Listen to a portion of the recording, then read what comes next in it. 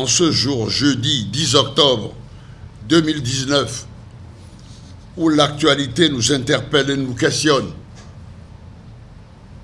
Qu'avons-nous fait des résolutions de la conférence nationale souveraine? Quels souvenirs gardons-nous de la mémoire de ceux qui sont morts pour qu'arrive le 19 février 1990? Que nous réserve l'avenir? Aux deux premières interrogations, on peut répondre sans aucun risque d'erreur qu'aujourd'hui, tout cela représente un gâchis qui doit faire retourner dans leur tombe les pères initiateurs et animateurs de la conférence nationale. La tradition de droiture, de justice et de fraternité de ce peuple pacifique l'a amené à confier ses destinées à un de ses fils prodiges par infamie. Une erreur dont le peuple est aujourd'hui le prix, un prix insensé et totalement injuste. Oui, au sortir des élections présidentielles de mars 2016, Patrice Talon a été porté à la tête de notre pays. Lorsqu'on connaît le climat combien lourd et tendu qui prévalait entre son prédécesseur et lui, il est permis de saluer la grandeur d'âme de notre peuple. C'est un drame qui s'abat sur notre pays.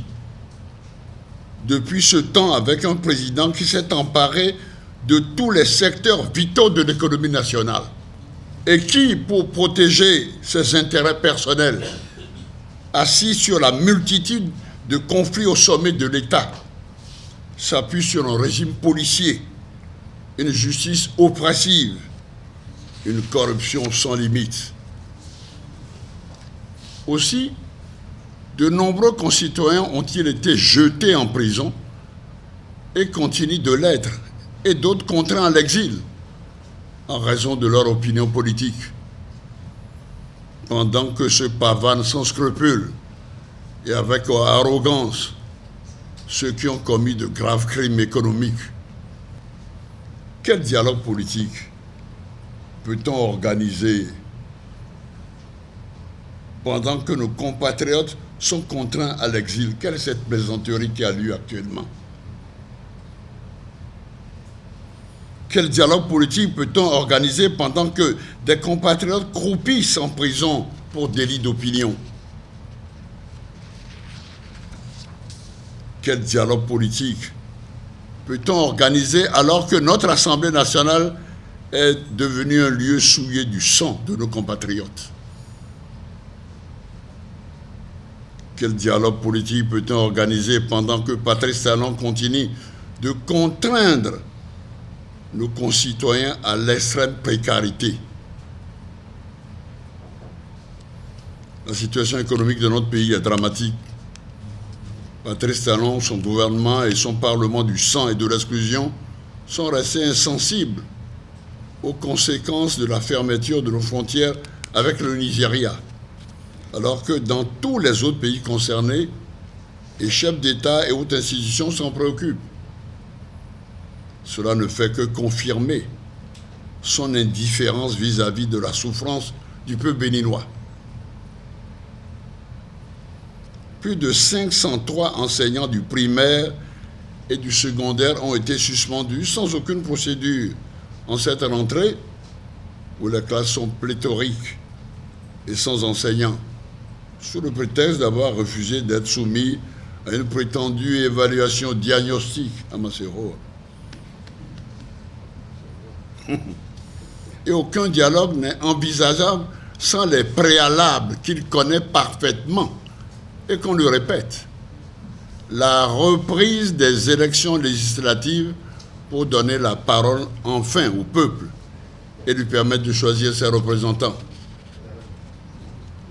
L'amnistie générale de tous les exilés et détenus politiques. La restitution des dépouilles mortelles de nos compatriotes assassinés à leurs familles respectives afin de leur permettre de faire le deuil des disparus. La réintégration sans délai dans leurs fonctions des 503 enseignants abusivement suspendus. Les deux partis politiques siamois le savent.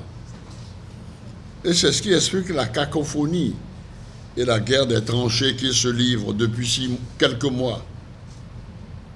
Les petits partis qui gravitent autour des deux autres le savent aussi.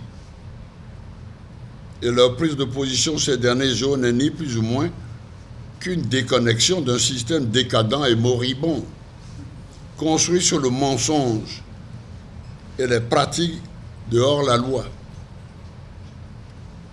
Les parlementaires aux vêtements tachés de sang de nos martyrs le savent. Et c'est ce qui explique qu'ils font profil bas, incapables de se ranger aux côtés du peuple, prisonniers des énormes avantages de corruption dont ils jouissent. Tout notre peuple le sait. Et son silence n'est que le calme avant la tempête, et non une résignation. Le pays de Béhanzin, de Bioguera, Kaba et autres héros de la résistance dont nous sommes les dignes et fiers héritiers ne saurait se résigner face à aucune épreuve. Ne niant le rôle éminemment positif joué par le clergé dans la mise en route du processus démocratique dans notre pays et tous les efforts qu'il déploie depuis que l'héritage de la conférence nationale est mis à mal. Pourquoi des groupes religieux interviendraient-ils au Sénégal pour faire baisser la tension et qu'on ne laisserait pas cette possibilité à un clergé qui a déjà, on peut dire, à son actif ce qui s'est passé dans notre pays après l'écroulement du mur de Berlin? Comme si sa démarche dérangeait, on a fait l'option de l'ignorer, de l'infantiliser, pour recourir à des personnages douteux, de notoriété publique, pour conduire le pseudo-dialogue, aggravant la crise de confiance. Le Bénin est notre commune patrie. Nous devons travailler ensemble à la construire, à produire la richesse et à la partager. C'est pourquoi le comité de la résistance nationale se bat et continuera de se battre contre l'intimidation, la dictature et la répression sauvage qui caractérise le régime Talon, dont la finalité est de conserver la richesse nationale aux mains d'une minorité arrogante et opportuniste, mais qui a peur. Pour toutes les raisons évoquées plus haut, et singulièrement pour la mémoire de nos martyrs, aucun sacrifice ne sera de trop pour combattre le régime apatride et de trahison qui nous gouverne.